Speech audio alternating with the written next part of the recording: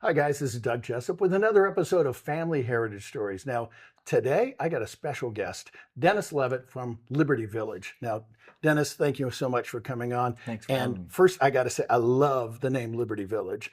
For those people that might not know, what is Liberty Village?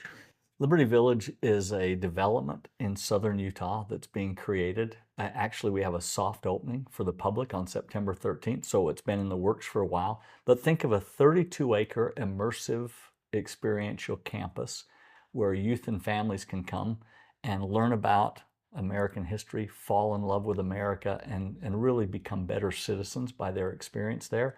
If we say it's a theme park, people think roller coasters, and we go, no, not that. And if we say a campus, people think school, and we go, no, not that.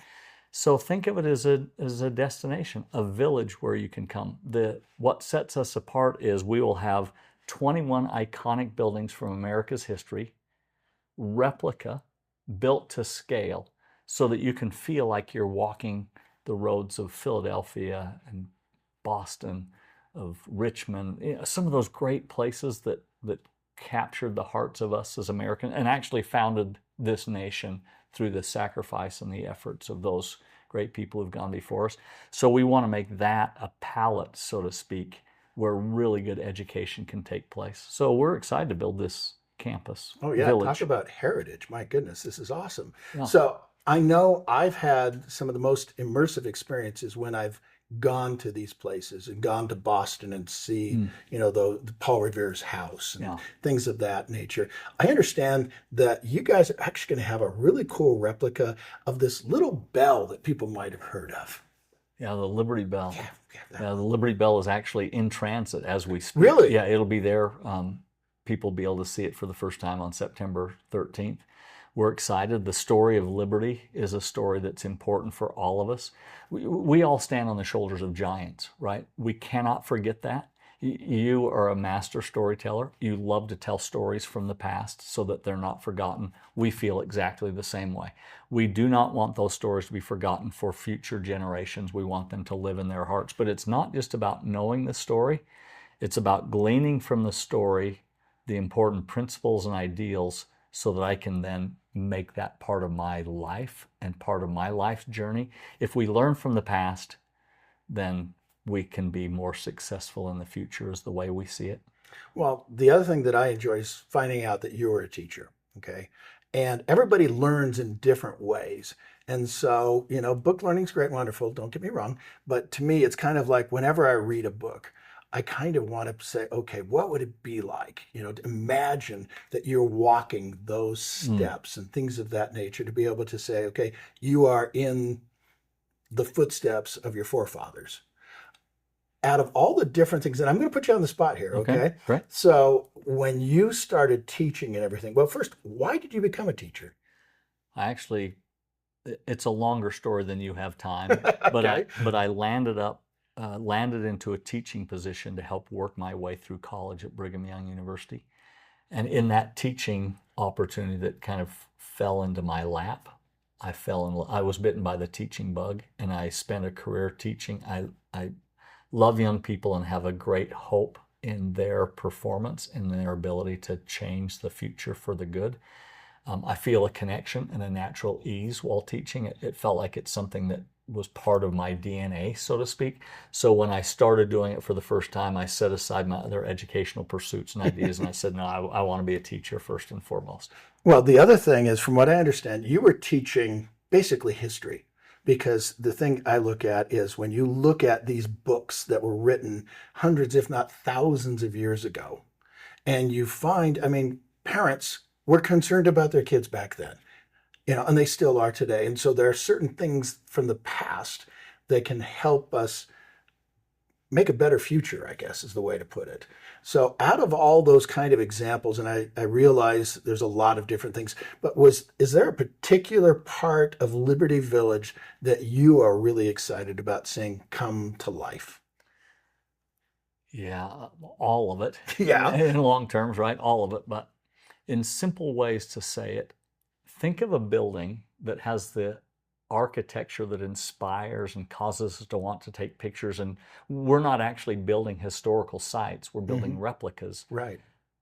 but I'm excited for people to open the doors at Liberty Village and see what's inside, right? We don't anticipate creating museums, not even living museums, right? Mm-hmm. That's kind of the pattern in this nation, Mm-hmm. is to create places that we would call museums where families could go and learn about paint chip colors or years or dates or memorize the names of people who lived there. But at Liberty Village, a replica building built to scale, and you open the door and it becomes an immersive learning center.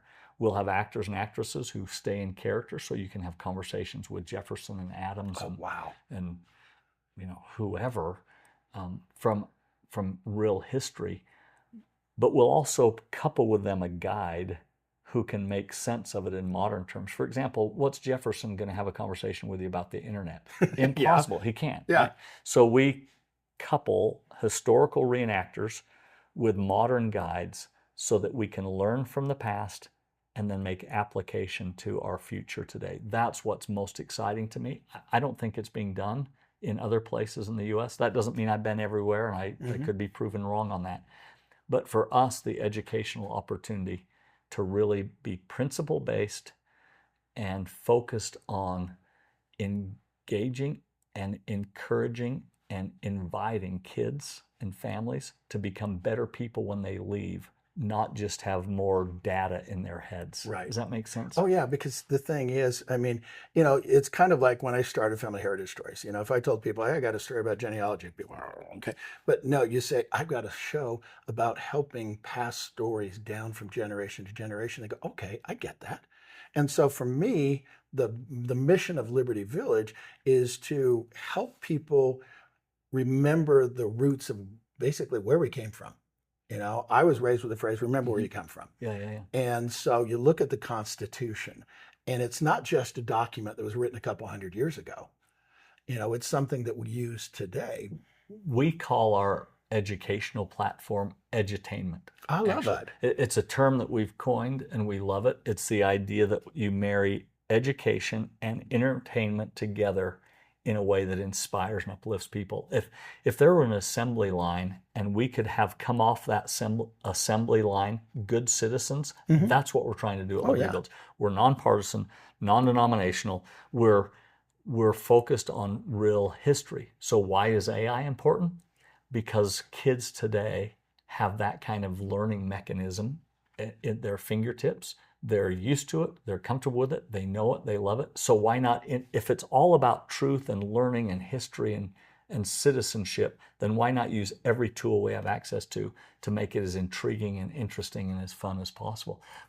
The AI that we're releasing at the 13 Colonies Plaza, you're going to be able to speak to Ben Franklin in real time in 46 languages. Wow. And ask him any question about anything that you want, and in real time have a conversation on your phone with Ben Franklin wandering around the 13 Colonies Plaza. We think it's cool, and we think it shouldn't be ignored just because it's new or fresh. Well, talk about mixing the old and the new to make the future. Wow, that's incredible. I guess the other question I'm trying to figure out is for you, Dennis, what's your why? I mean, why is this Liberty Village concept so important to you and the folks that are around you? That's a really good question. I guess in simple terms, because I have kids and grandkids. Okay, fair enough. In St. George, Utah, there's a gentleman who was a next door neighbor of mine when I was a little boy. His name was Vernon Worthen. I had no idea who he was, but he's so important they named a park after him in St. George. The park in the middle of town is called the Vernon Worthen Park. He asked me to say the Pledge of Allegiance when I was a kid at a 4th of July program. I was so nervous. I had to practice in front of the mirror. My mom was certain that I was going to do it right and do it well. But when I actually said that pledge at a little community program, I felt something stir in me. I love this nation. I'm not a veteran. I was fortunate enough, I guess, in some ways, to not live during a time of terrible, terrible war where drafts were a part of my growing up. I honor and respect people who've given their lives for this country, but there's something inside my little body that just loves this nation. And there's something inside my little body that really loves my kids and really loves my grandchildren. And I hope to have great-grandchildren and great-great-grandchildren. I may never meet them, but I hope they're the benefactors of this nation. I hope that they're the benefactors of the liberties that we enjoy here. And I'll do anything I can to help any youth or any family embrace those principles and ideals in ways that they become better humans as a result. Well, I remember interviewing a lot of the gentlemen from the Sons of the American Revolution, Yeah. and their whole thing is they trace it back to someone that was there. And there's something palpable about being able to say, okay, my great, great, great, whatever was there, was, fighting with that. I mean, because to be honest, I have an ancestor that was the personal secretary to George Washington. Mm. And to know that he was there, and you get a bunch of farmers, they're not trained soldiers, but they believed in something. They believed in our country. And so it's kind of that fire, that furor that I hope, like you, to be able to stoke in my kids and my grandkids, because, it's not just us. It's us as a whole group, as a whole country.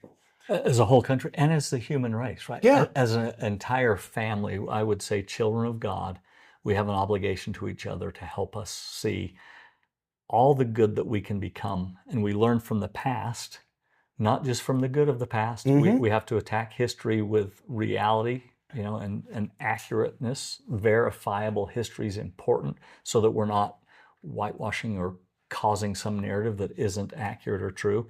But we take from history the things that are good and we glean from it. So I was in have you ever been to the Holocaust Museum in DC? When you leave that place, your life is kind of changed forevermore, or mine was. There's a quote by a man named Baal Shem Tov, which was the last quote that I recognized on the wall as I exited that building. He said, "Forgetfulness leads to exile, while remembrance brings redemption." I think he's exactly right. I think we have to remember not just the history, but the lessons from history. I'm a son of the American Revolution. I belong to a chapter in the Red Cliffs chapter in St. George. So we can trace our, family roots back there. But our family talks about a man named Deacon John Leavitt, the first Leavitt to come over to America in the late 1600s. And yeah, I hope our kids and grandkids always remember him and the fact that he sought out liberty and freedom. He took a great risk to come here. Yeah. And we're the benefactors of people like that who did really good things. Well, okay, I'm going to dive a little bit more into this because, when you've got somebody that from the Revolutionary War period coming over, I mean, they're coming to a country that nobody's seen. They have no idea. And it's not like it's a cruise ship, it's going to take a while to get over. And that's one heck of a journey.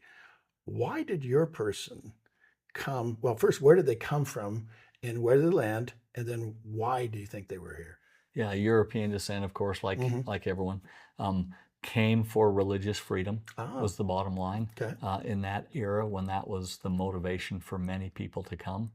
I don't know enough of his story because there's not a lot of journals or accurate history that you could lean on, so we can glean a few things here or there.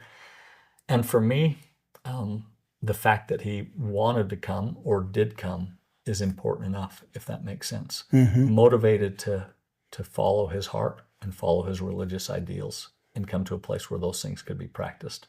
Right. Do you have any other stories about any of your grandparents or great-grandparents, great whatevers that you could share with us? Revolutionary War era? You pick. Well, I pick a generation maybe closer in terms of the impact they've had in my life.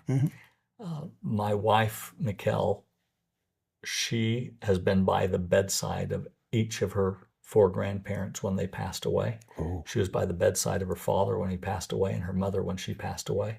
I had a similar experience with my mother, with a grandparent. We lived with grandparents, or they lived with us, I should say. We were caregivers for them in their aging years. While we went to school at university, we took care of our grandparents. They lived with us in our little BYU apartment, sort of a thing. They made an impact. My mom is maybe my greatest hero. She taught me to be a good person.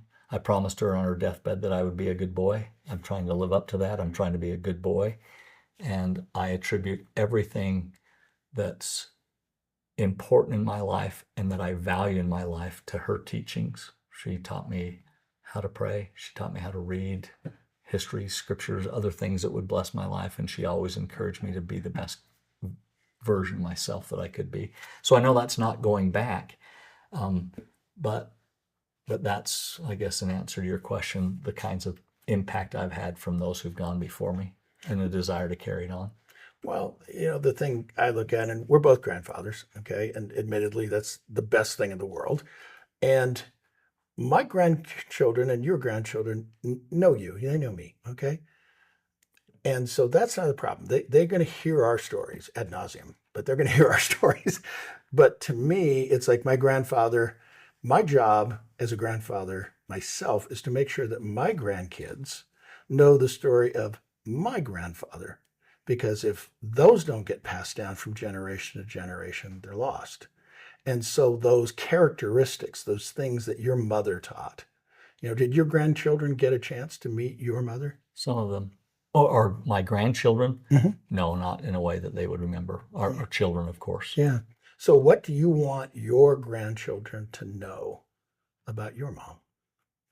Just her goodness and her passion. She was a single mom who raised 5 boys on her own. Wow. She was determined. She was a tremendous salesperson. She was high energy in the life of every party. I just want them to know her, but not to go back to Liberty Village, but it's what excites me about Liberty Village, right? Are we just trying to teach the stories at Liberty Village of those people, or trying to say, here are their characteristics and attributes, these are the principles that they lived by. Now, as a guest at Liberty Village, can you embrace any of those principles? Can you integrate them into your life? Can you commit to and be inspired to live that kind of life? And if you can, because of your visit at Liberty Village through our edutainment, then all of a sudden we've got something magical there. We've got something that you highlighted or intimated about AI, right? Mm-hmm. Do we need to learn the presidents of the United States in order and what years they gained the presidency? I can say that in my phone and I can come up with a list immediately. Right. But should I learn about the characteristics and attributes and goodness of them? And should I learn about some mistakes that they made and things that they did wrong so that I don't duplicate those things? That's what we're trying to do at Liberty Village. So whether it's our children with our direct line descendants or ancestors, or whether it's us with the ancestors of this nation, the story's the same. We're trying to take and glean the best that there is from those who've gone before us, trying to learn from the mistakes, because we all have them. We just have to look in the mirror one time and go, I got my fair share of problems. We have to take those things and, again, elevate ourselves through a commitment to goodness. This is a nation that ought to be led by fabulous people with strong moral compasses and a commitment to each other. Mm-hmm. And if we can somehow inspire that, then we're all doing what I think is our job to do while we're here on planet Earth. Well, the beauty is that Liberty Village is basically helping shape the next generation. Because, and you and I brought this up before, but the reality is, you have all these good things that happen. But you know what?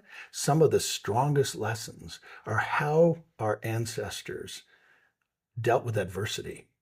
I mean, you had a problem with this food, you had a problem with this, or this. You figure out a way to make it work. And those folks that came and founded this country learned a lot of things that they've been able to pass down. And I'm glad that you guys are helping make sure that those lessons from the past are not forgotten so we can help shape the future. Adversity, for sure, but also vision. Think of these people that had a vision to say tyrannical rule is not the solution. We need a government of the people, by the people, and for the people. For the first time in history, the American experience allowed for the people to take charge of their lives and their freedoms and their liberties in a way that has created a tremendous success story in this United States of America. A success story that's not over. The story of this nation continues on. And you and I have a role in playing in it, and so do our children and grandchildren and great-grandchildren.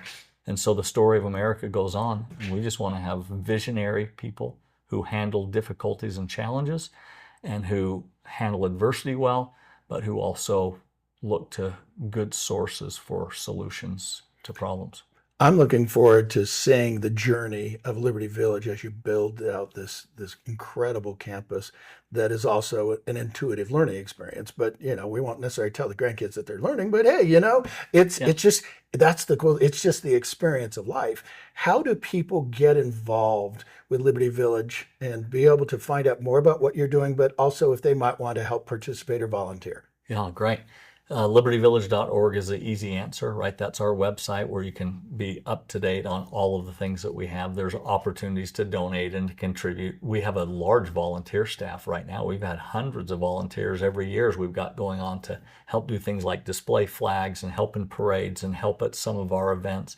We've got people out there working with their hands to bring Liberty Village out of the dirt. So volunteerism is alive and well in this country and alive and well in our particular little nonprofit. You could come and see Liberty Village. We're happy to take people on a little tour. At this point, you have to wear a construction hat and a yellow vest, right? I'm ready. It's a construction zone, but we'd be happy to take you out there and show you the place anytime that you want. Our soft opening to the public is September 13th. That's just phase one. So we don't want you to have any grandiose ideas that on September you're going to walk in, there's going to be Independence Hall, which is part of our master plan, or Monticello or Mount Vernon or St. John's Church or the Green Dragon Tavern. We won't have any air-conditioned buildings on September 13th, but we've got some beautiful pavilions and clock towers, and we've got acres of parks and parking lots and restaurants. All that infrastructure is now in place. And so now we want every American's fingerprint on Liberty Village so they feel like it's home to them, that they've contributed, that they feel like they can come there and it's part of their story as well as ours. It's not Liberty Village's Liberty Village. It's America's Liberty Village. And it's a place for youth to come and just to kind of delight in this story of government. I don't know how long we have, but can I tell you one other thing about Liberty Village that I think sets us apart? Yes, please. The story of America is a story of a system that isn't necessarily perfect, I guess. We were seeking for a more perfect union, but it is a story of a system that's better than any other system that's ever been created. A democratic republic. A structure of government that allows us all to have opportunities and freedoms and liberties that aren't enjoyed to that same degree in other parts of the world. And certainly in the 1700s, not even in anybody's periphery, right?